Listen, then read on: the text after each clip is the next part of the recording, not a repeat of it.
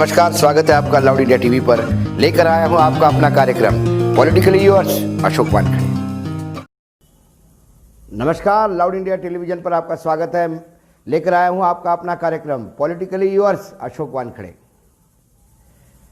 विकास दुबे के हत्या के बाद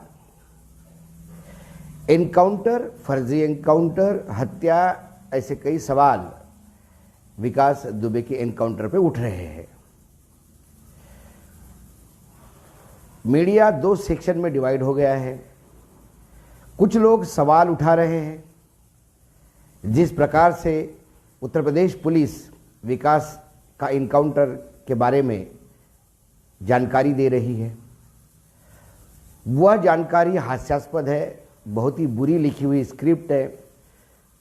ऐसा कह के कुछ चैनल्स और अखबार वाले जब सवाल उठा रहे हैं, सोशल मीडिया पे जब सवाल उठ रहे हैं, तो कुछ चैनल और कुछ अखबार उसके जवाब देने का प्रयास कर रहे हैं। कुल मिला के बहुत ही हास्यास्पद जवाब आ रहे हैं, लेकिन फिर एनकाउंटर ऐसे ही होते हैं। आज शनिवार है, सप्ताह का आखिरी दिन है, कल संडे है। लॉकडाउन में संडे सैटरडे कुछ मायने नहीं रखता, क्योंकि वर्क फ्रॉम होम जिनको करना होता है उनके लिए सातों दिन काम है, और जिनके लिए काम नहीं है उनके लिए सातों दिन संडे है। लेकिन फिलहाल शनिवार को जैसा हमने कहा था कि एक रिसर्च बेस्ड बात करेंगे, तो आज हम विकास दुबे के इस फर्जी हत्याकांड को लेके, फर्जी एनकाउंटर को लेके, जिसको हत्याकांड कहा जा सकता है, उस पर बात करेंगे कि ये एनकाउंटर होता क्या है। वैसा देखा जाए तो यदि एनकाउंटर अंग्रेजी शब्द को यदि डिक्शनरी में देखा जाए तो उसके कई अर्थ निकलते हैं, और आप कैसा उसको उपयोग करते हैं उसमें वो शब्द फिट बैठता है। हाँ, अंग्रेजी डिक्शनरी के हिसाब से जो अर्थ बताए जाते हैं उसके हिसाब से पुलिस और आतंकवादी या किसी बदमाश को मार गिराना ये इनकाउंटर नहीं होता। लेकिन अब ये पुलिस एनकाउंटर के नाम से ये शब्द प्रचलित हुआ है। हिंदी में हम इसको मुठभेड़ कहते हैं। मुठभेड़ नाम का जो प्रकार है हमारे यहाँ, और जिसको थोड़ी बहुत मान्यता मिली है कि यदि पुलिस आत्मरक्षा में या किसी को कोई वायलेंट होता है जिसको आपने अरेस्ट किया, वह आक्रामक हो जाता है और भागने की कोशिश करता है, तो उसको वार्निंग देने के बाद गोली चलती है और उसमें ये मरता है, या उसने हमला किया तो प्रति अपनी खुद का बचाव करने के लिए यदि पुलिस वो हमला करती है, वो जायज़, तो फिर वो एनकाउंटर जायज़ माना जाता है। लेकिन ज़्यादातर देश में जितने भी एनकाउंटर्स हुए हैं उसमें हमेशा सवाल उठते आ रहे हैं। एनकाउंटर ये कंसेप्ट ही भारत और पाकिस्तान में करीब करीब एक ही टाइम आया। ये 20वीं सदी का कंसेप्ट है कि 1998 के आसपास, 1980 ऑनवर्ड्स यदि हम कहें, 1980 के बाद ये जो मुंबई का अंडरवर्ल्ड था उसकी लड़ाई थी, और उस लड़ाई में जब पुलिस ने लोगों को मारना शुरू किया तो फिर ये बाकी राज्यों में भी इसका डुप्लीकेट होने लगा, और एनकाउंटर का उपयोग मुंबई पुलिस ने थोक में अंडरवर्ल्ड का हिसाब करने में लगा दिया। उसमें कई कहानियां हैं। पुलिस का साथ लेकर जो अलग अलग अंडरवर्ल्ड में डॉन्स थे, गैंग्स थी, उन्होंने आपसी रंजिश निपटाई। कहीं पुलिस ने निपटाई, कहीं पैसे लेके, कहीं पैसे देके, ऐसे कई आरोप है। और इस पे फिल्में भी बनी हैं। अब तक 56 एक पिक्चर बनी है, एक इंस्पेक्टर पे जिसमें नाना पाटेकर ने काम किया, एक दो फिल्में हैं, एक सुरवे पे एक फिल्म बनी है। लेकिन यदि पहला हत्याकांड यदि हम कहें, जिसको हम एनकाउंटर कहें, और ब्लंटली जिसको पुलिस ने बिल्कुल ठोक दिया जिस हिसाब में ये कहते हैं, वो उसका था करीब करीब माया सुरवे का, या एक मिनट में अभी पहला, हाँ, माया सुरवे 11 जनवरी 1982 में ये उसको मारा गया माया सुर्वे को। एक गैंगस्टर था मुंबई का, राजा तांबट और इशाक भगवान, ये दो पुलिस वाले ऑफिसर थे जिन्होंने इस हत्याकांड को मतलब इसी एनकाउंटर को अंजाम दिया। और उसके बाद एक एनकाउंटर की सीरीज चलने लगी महाराष्ट्र में, और करीब करीब मुंबई में, अकेले मुंबई में 1200 लोगों का एनकाउंटर हुआ। इसमें ज़्यादातर गैंगस्टर ही थे। मुंबई के एनकाउंटर में एक खासियत है कि आम आदमी को वहाँ बहुत कम लगी है, या गलतफहमी में बहुत कम लोग मारे गए हैं। हाँ, एक एनकाउंटर ज़रूर ऐसा हुआ जिसमें मैं उसका जिक्र करूंगा अभी महाराष्ट्र में, जिसमें पुलिस को सज़ा हुई। लेकिन यदि हम ये बात कहें महाराष्ट्र के एनकाउंटर की, तो ये जो आपका नेशनल ह्यूमन राइट्स कमीशन जो है, नेशनल ह्यूमन राइट्स कमीशन, उसके यदि आंकड़े मैं लूँ तो 2002 से 2008 के बीच में इस देश में कमीशन के हिसाब से 440 फेक एनकाउंटर हुए।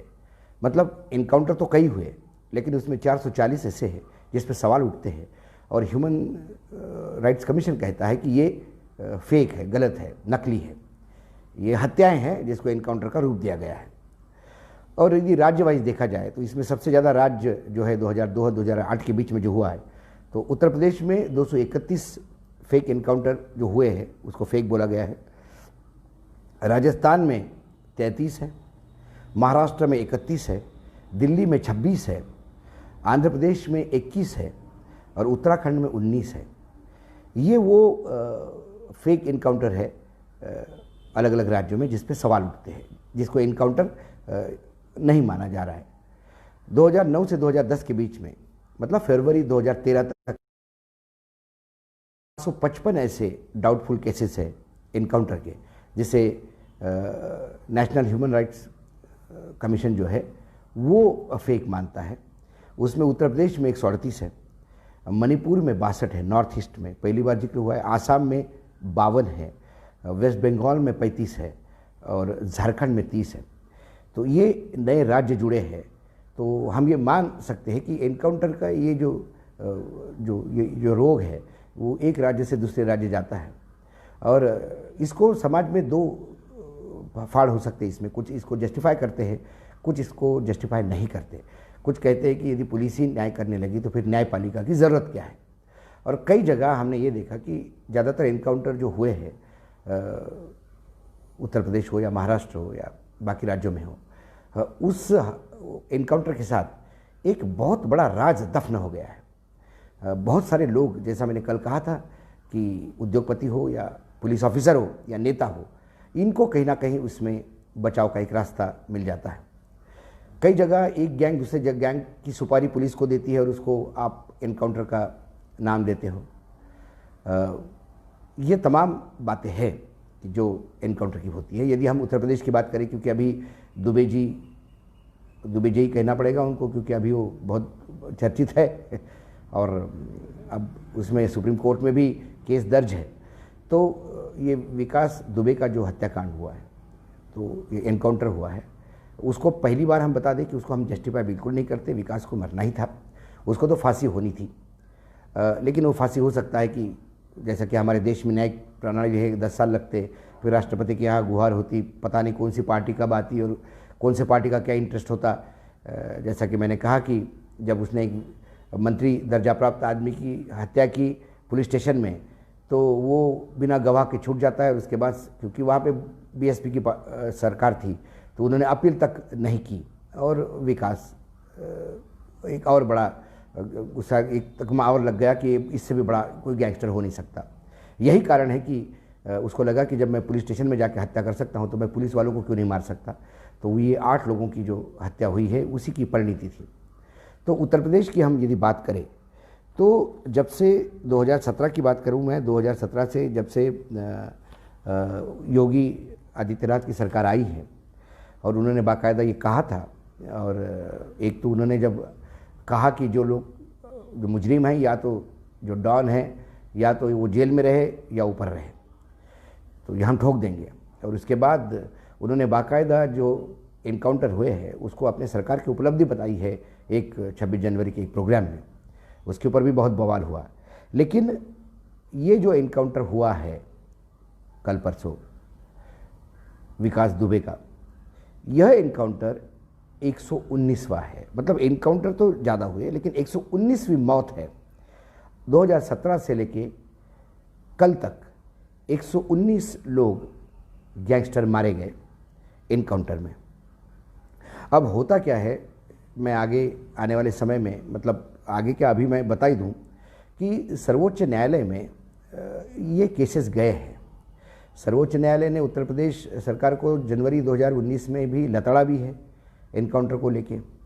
कई जगह पुलिस वालों को सज़ा भी हुई है, महाराष्ट्र में हुई है, उत्तर प्रदेश में हुई है।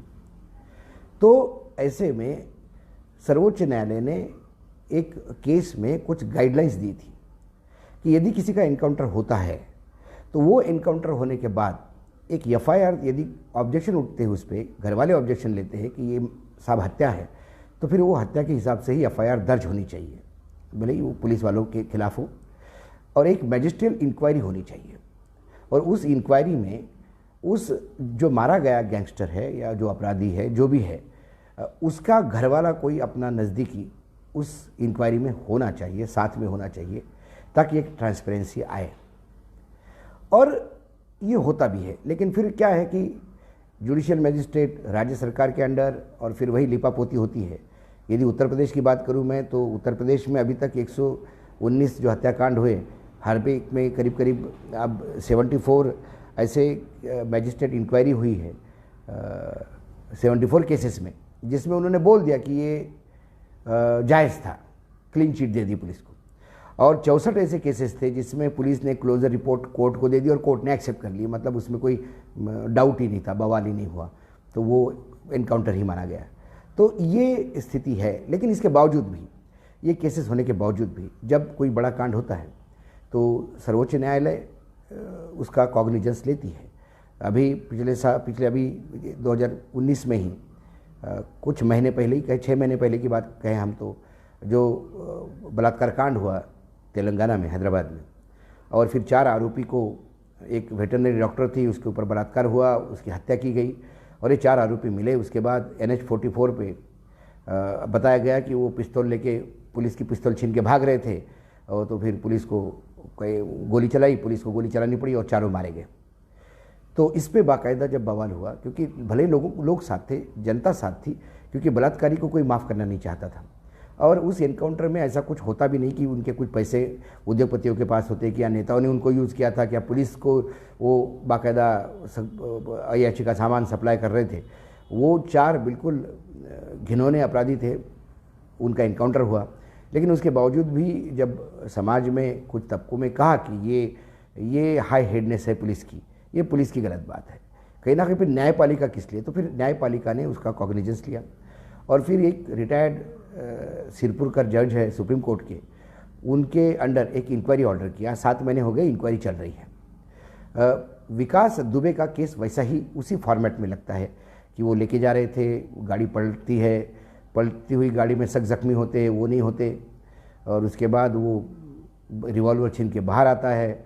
वो बाहर कैसा निकल पाया गाड़ी से, ये बढ़िया। निकलने के बाद अच्छा, वो सारा जब गाड़ी पलटने के बाद वो इतना प्रयास करके रिवॉल्वर लेके गाड़ी से बाहर निकल के आता है, तब तक जो पीछे साथ में गाड़ियाँ थी वो लोग शायद इसी का इंतज़ार कर रहे थे कि ये आदमी जो है विकास दुबे, जो लंगड़ा है, जो भाग नहीं सकता था, वो वहाँ से भागने का प्रयास करे और हम उसको गोली मारे। ये ऐसे कई लूप होल्स है उस केस में। तो इसमें अब सर्वोच्च न्यायालय में कुछ केसेस, कुछ लोग गए हैं। एक उपाध्याय करके है, कल भी घनश्याम उपाध्याय मैंने जिक्र किया था, वो इस बात को लेके गए थे कि शायद इसका इनकाउंटर हो सकता है सर्वोच्च न्यायालय में। लेकिन ये केस हियरिंग में आने के पहले ही इनकाउंटर हुआ, तो उसमें सर्वोच्च न्यायालय क्या स्टैंड लेता है ये देखना है, क्योंकि बीच बीच में सर्वोच्च न्यायालय ने स्टैंड लिए हैं।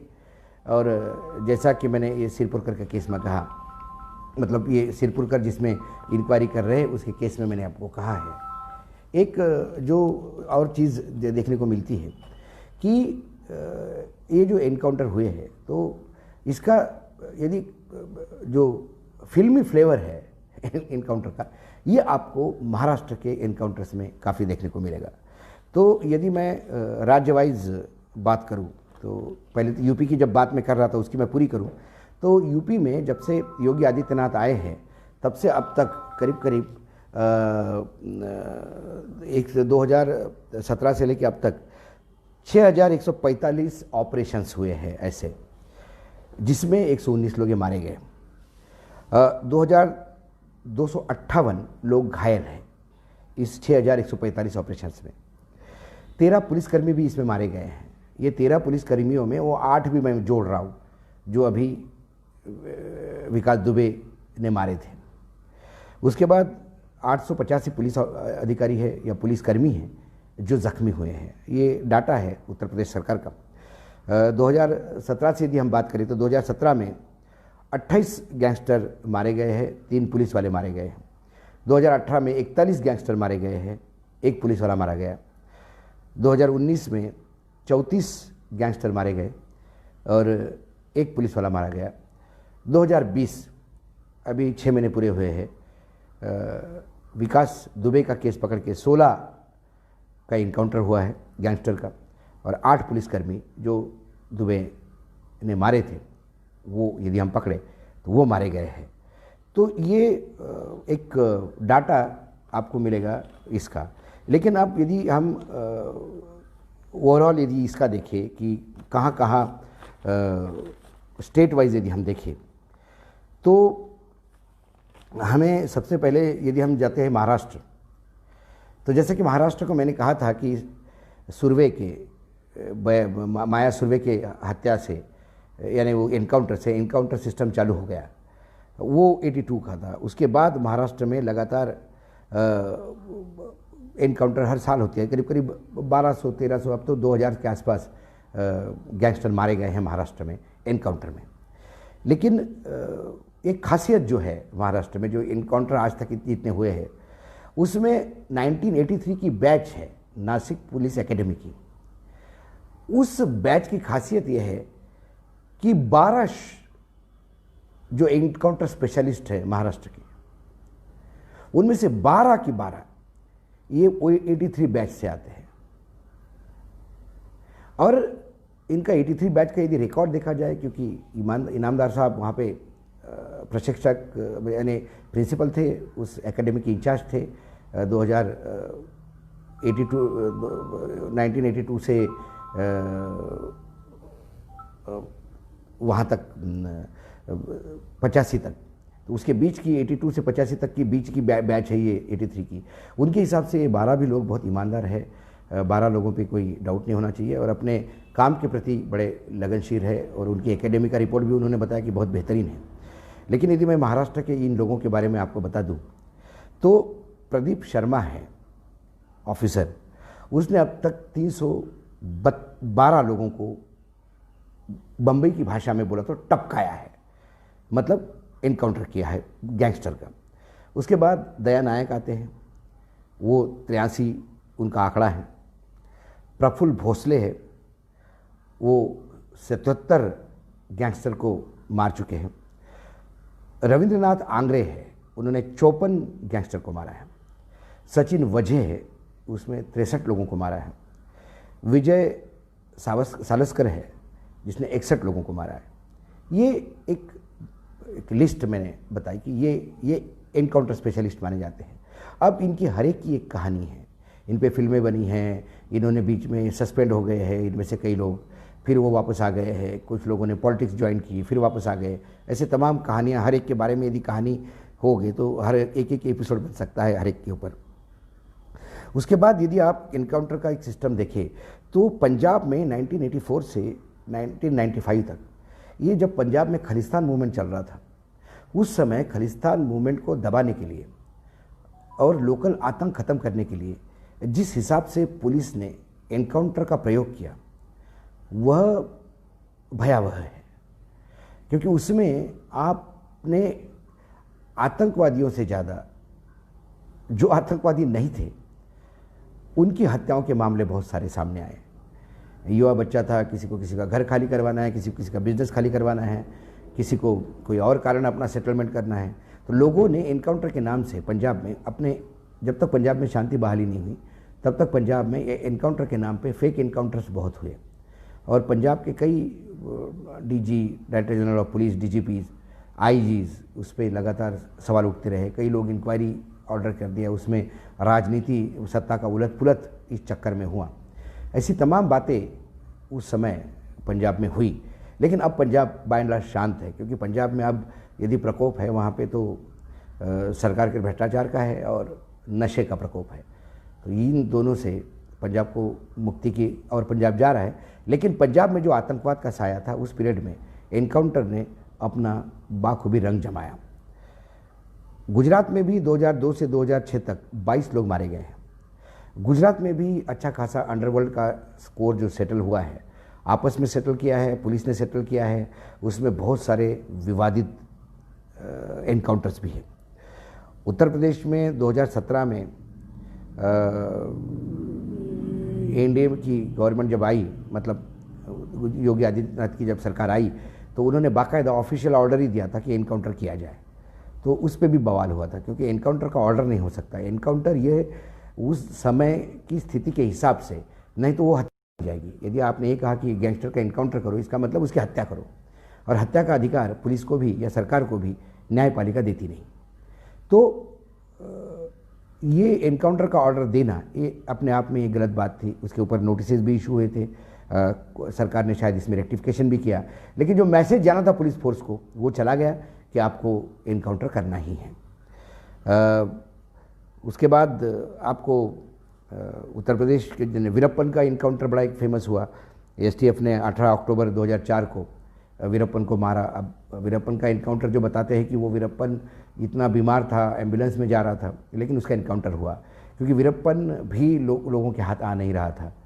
वीरप्पन ने कई सालों लगाए और वो कर्नाटक, तमिलनाडु, आंध्र प्रदेश की पुलिसों के साथ आँख मिचौली खेलता था और हाथी दांत की तस्करी करता था, और पुलिस वालों को मारने के लिए और फॉरेस्ट ऑफिसर को मारने के लिए जाना जाता था। और बहुत ही बहुत घिनौना इंसान था। हत्याएं भी बहुत घिनौनी करता था। तो उसका इनकाउंटर भी, क्योंकि उसको जिंदा छोड़ा ही नहीं उन्होंने इनकाउंटर, उनको लगा किसको मालूम प्रूफ होगा क्या नहीं होगा, लेकिन वो इनकाउंटर भी सवाल के जवाब हमेशा सवाल उठाते हैं। कुछ इनकाउंटर्स है इस देश में हुए हैं जो इनकाउंटर्स हमें यदि मैं इंडिया टुडे की बात करूं तो इंडिया टुडे ने 5 कंट्रोवर्शियल इनकाउंटर्स दिए हैं जिसके ऊपर बहुत कंट्रोवर्सी हुई। एक है इशरत जहान का, ये गुजरात का केस है और मुझे लगता है कि ये केस अभी ताज़ा ही है, ज़्यादा नहीं है। 19 साल की लड़की है 3 साथियों के साथ, उस पर 2004 में आरोप लगा था कि वो नरेंद्र मोदी मुख्यमंत्री की हत्या का षड्यंत्र रचा रहे थे। पुलिस ने उनको घेरा और पुलिस ने एनकाउंटर में उन्हें मार दिया। वो अभी भी केस डाउटफुल है, उसमें लोग छूट रहे हैं, बाहर आ रहे हैं, फिर अपील हो रहा है। वो एक केस बहुत चर्चित रहा है। दूसरा शोराबुद्दीन शेख, 2005 में उनकी पत्नी केसर बी, इन दोनों मियाँ बीवी को गुजरात पुलिस ने मारा और बताया गया कि ये लश्कर तोयबा के लोग थे। वो भी बड़ी कंट्रोवर्सी हुई है कि लश्कर तोयबा के भी लोग थे तो उनको पकड़ के ट्रायल किया जा सकता था, लेकिन मारना क्या था। लेकिन वो इनकाउंटर में वो मारे गए, वो एक बड़ा चर्चित रहा।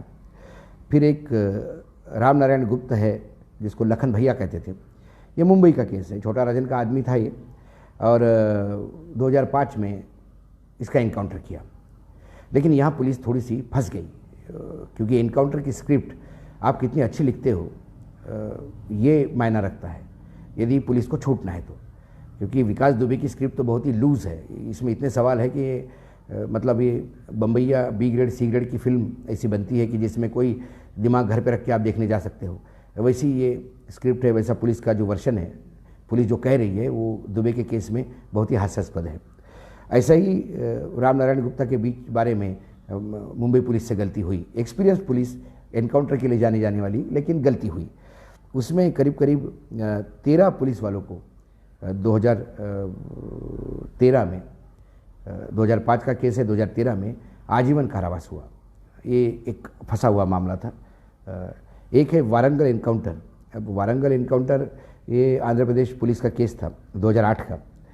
एक इंजीनियरिंग की स्टूडेंट थी, 2 लड़कियां थी, एक तरफा प्रेम कोई करता था तो वो नहीं मानी प्रेम को, तो उन्होंने उसके ऊपर तेजाब फेंक दिया। तब उन 3 लोग थे उसमें, तीनों का एनकाउंटर हुआ। वो भी एनकाउंटर बहुत चर्चित रहा, फेक एनकाउंटर के उस पर आरोप लगे और ख़ास बात यह है कि वो इनकाउंटर जिसने करवाया है, जिसके नेतृत्व में हुआ, वो वहाँ के एसपी थे, वी सज्जनार। ये वही सज्जन हैं जो अभी 6 महीने पहले जो रेप कांड हुआ हैदराबाद में, और वो जो 4 आरोपी का इनकाउंटर किया, वहाँ पे भी यही सज्जन थे, इन्हीं के नेतृत्व में हुआ। तो इसलिए एकदम कि लोगों ने कहा कि ये तो आदतन है, ये तो बिल्कुल मार ही डालते हैं लड़कियों पे कुछ अन्याय हुआ तो ऐसे अधिकारी के खिलाफ इंक्वायरी होनी चाहिए। इसलिए सर्वोच्च न्यायालय ने भी, जो मैंने जिक्र किया है, सिरपुरकर साहब के अध्यक्षता में ये इंक्वायरी कमेटी हो गई 7 महीने पहले से, अभी केस चल रहा है उसका। और एक 2019 में ये जो हैदराबाद का केस मैंने जो बताया, वेटरनरी डॉक्टर थी, उस पर रेप हुआ, उसकी हत्या हुई, ये एक एनकाउंटर है। ये जो 5 चर्चित एनकाउंटर है इस देश के, जो इंडिया टुडे ने कहे हैं। तो ये तो एनकाउंटर मैंने बताया, लेकिन फिर एनकाउंटर करने वाले हीरोज़ भी हैं, और इन्हें बाकायदा पुलिस फोर्स में भी हीरो का दर्जा दिया जाता है। मीडिया भी इनको बहुत बड़ा चढ़ा के पेश करता है, लार्जर दैन लाइफ। और उसके बाद मैंने जैसा कि कहा कि अब तक 56 और कई ऐसी फिल्में बनी हैं जिन इस इंस्पेक्टर को और हीरोइज्म को बढ़ाता है। तो एनकाउंटर के जो पहले 10 स्पेशलिस्ट हैं, जिनका नाम है, जिनका ग्लैमर जो एनकाउंटर का लेके चलते हैं समाज में, उनमें प्रदीप शर्मा है महाराष्ट्र के, 312 उन्होंने मारे, जैसे मैंने कहा। दया नायक है, ये भी महाराष्ट्र पुलिस के, उन्होंने भी 56 मारे हैं। मतलब अब तक 56 उन पे बनी है दया नायक पे, लेकिन 83 उन्होंने मारे हैं। प्रफुल्ल भोसले है, उन्होंने भी 84 मारे हैं। चौथे नंबर पे विजय सालस्कर आते हैं, उन्होंने 83 लोगों को एनकाउंटर किया था।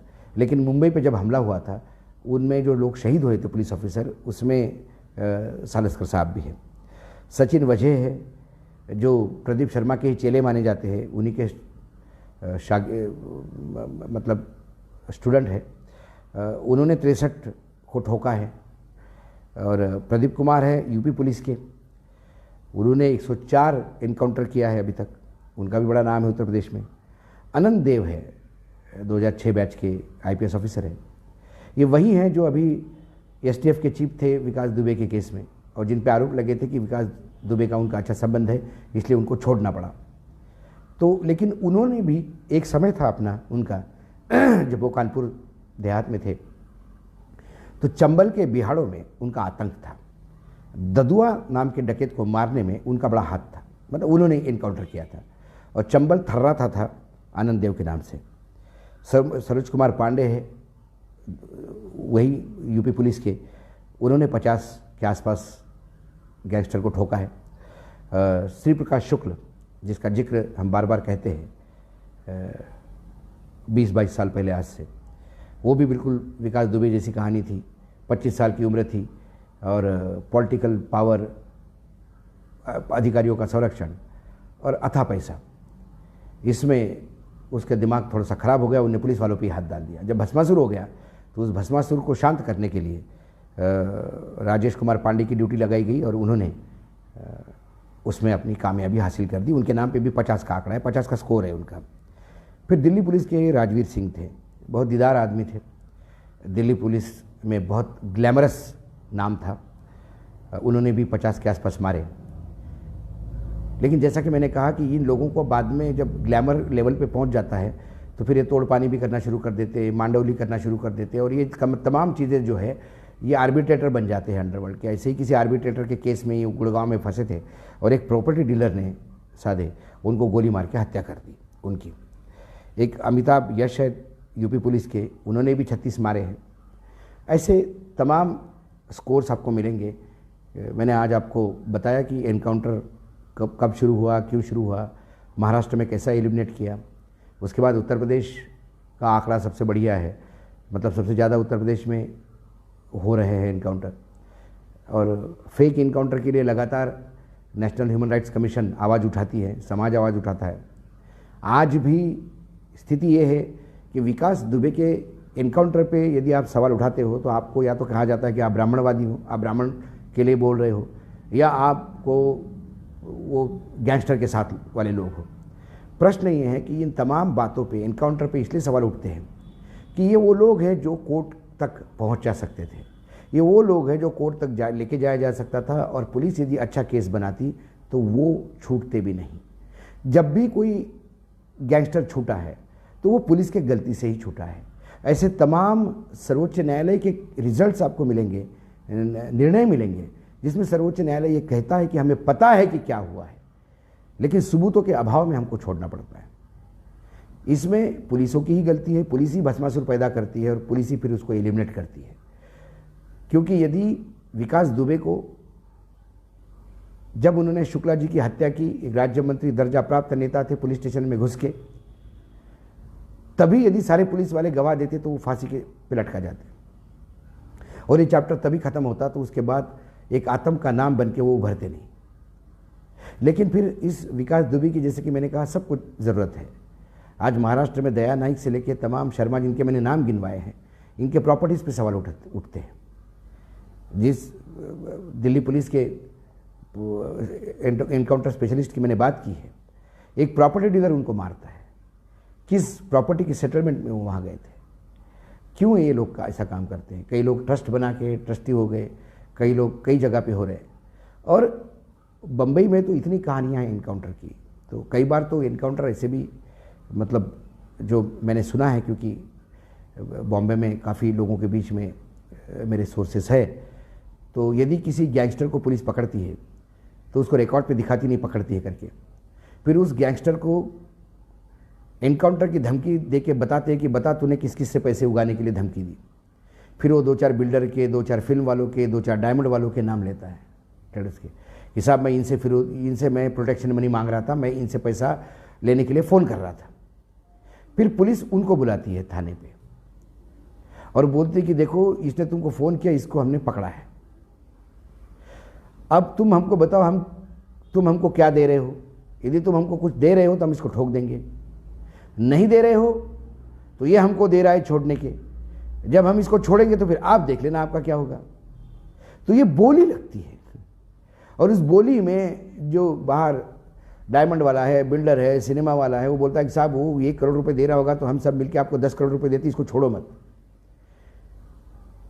तो पुलिस छोड़ने की भी पैसा लेती है, मारने की भी पैसा लेती है। ये कम से कम बंबई के अंडरवर्ल्ड में, बंबई की पुलिस और अंडरवर्ल्ड के कनेक्शंस में दिखाई देता है। उत्तर प्रदेश में ऐसा नहीं होता। उत्तर प्रदेश में जो कहानियां हैं वो बड़ी सिंपल कहानियां हैं। वो गैंगस्टर पैदा करते हैं, उसका बहुत उपयोग करते हैं, और जब वो ज़रूरत से ज़्यादा भारी हो गया तो उसका इनकाउंटर करते हैं। ये सिस्टम उनका बड़ा साफ है, ताकि उसके पैसे भी जहाँ है वो उनके हो गए और सब मिलके बांट खाते हैं। विकास दुबे का अभी कहीं आ रहा है, हांगकांग में भी है, कोई कहता है बैंकॉक में भी है, दुबई का भी सुन रखा था। वो जय वाजपेयी गायब है। अब कल से ये खबरें आने लगी है कि उनकी पत्नी हिसाब रखने लगी थी। अभी उनकी पत्नी की खबर भी मुझे लगता है प्लांटेड है, कहीं ना कहीं ये मीडिया में छोड़ी गई है, ताकि लोग पत्नी पे फोकस करें तो जय वाजपेयी को धीरे से निकाला जाए, क्योंकि उसका सारा काम जय वाजपेयी देखता था। ये बिल्कुल सत्य था, और वही सबके साथ उसी के फ़ोटो है, उसी के घर में लोगों का आना जाना था, वही सबकी सेवा करता था, वही सुपारी लेके जाता था विकास दुबे के पास। लेकिन अब पत्नी पे फोकस कर रहे, तो अब ये मीडिया में भी अलग अलग प्लांटिंग चल रहा है। तो पुलिस प्रयास कर रही है कि इसको कैसी भी हालत में हम ये बता दें कि ये केस यही है, कि ये एनकाउंटर ही है, ये मर्डर नहीं। लेकिन अब सर्वोच्च न्यायालय में, जैसा कि मैंने कहा कि वो घनश्याम उपाध्याय गए हैं, अब उस केस में सर्वोच्च न्यायालय क्या करता है। यदि सर्वोच्च न्यायालय ने फिर उसको हैदराबाद जैसा केस मान के और कोई इंक्वायरी कर दी किसी रिटायर्ड जज के तहत, तो फिर ये यूपी सरकार के लिए तकलीफ वाली बात होगी। और यूपी सरकार की जैसा कि है, एफआईआर भी दर्ज होनी है, जैसे कि मैंडेटरी है, ये सर्वोच्च न्यायालय के एक गाइडलाइंस ही है, और इसके ऊपर एक मैजिस्ट्रियल इंक्वायरी भी होगी, तो वो कर देंगे। और जैसे कि 70-72 मैजिस्ट्रियल इंक्वायरी में क्लीन चिट मिल गई, वैसे इनको क्लीन चिट मिल जाएगी।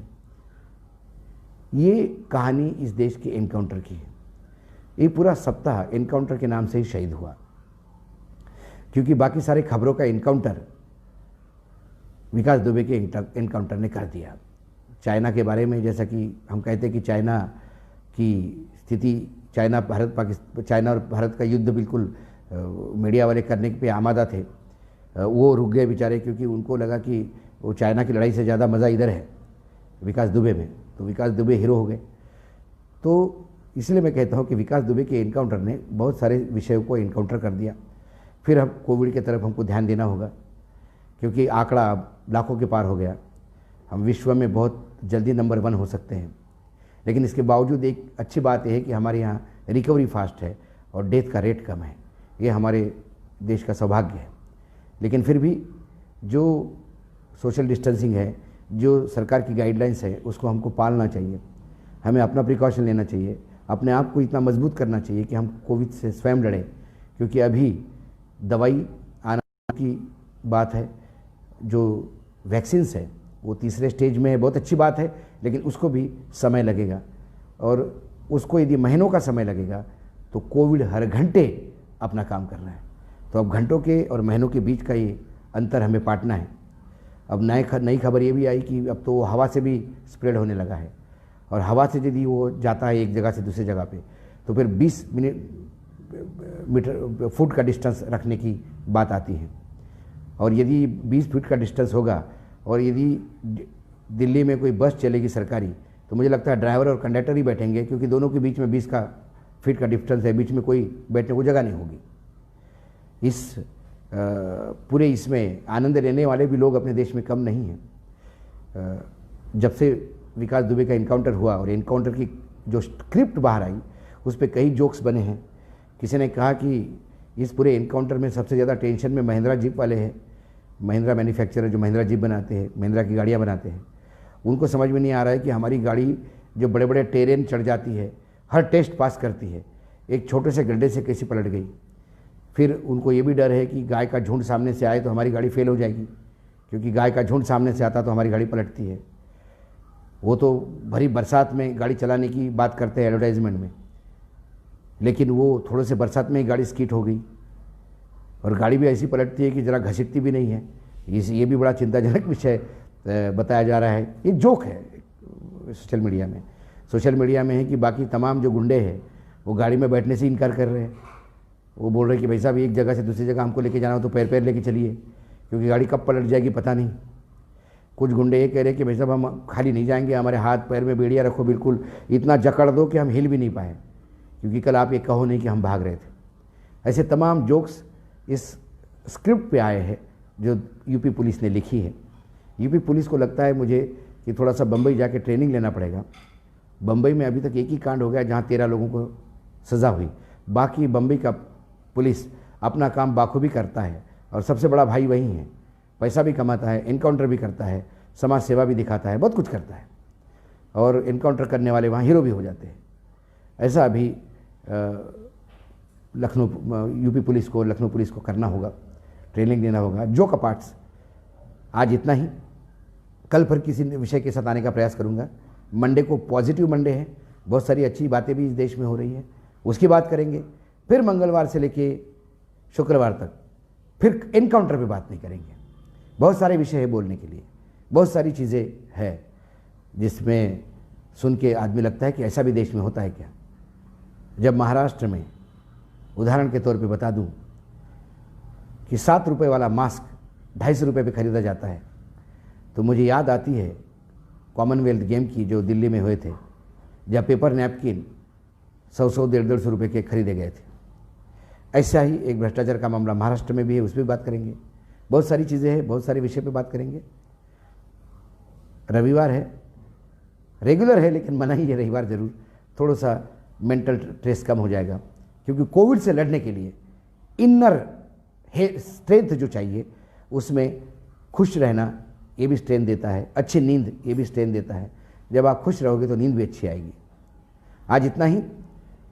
मंडे को पॉजिटिव खबरों के साथ मैं आऊँगा, तब तक देखते रहिएगा लाउड इंडिया टीवी।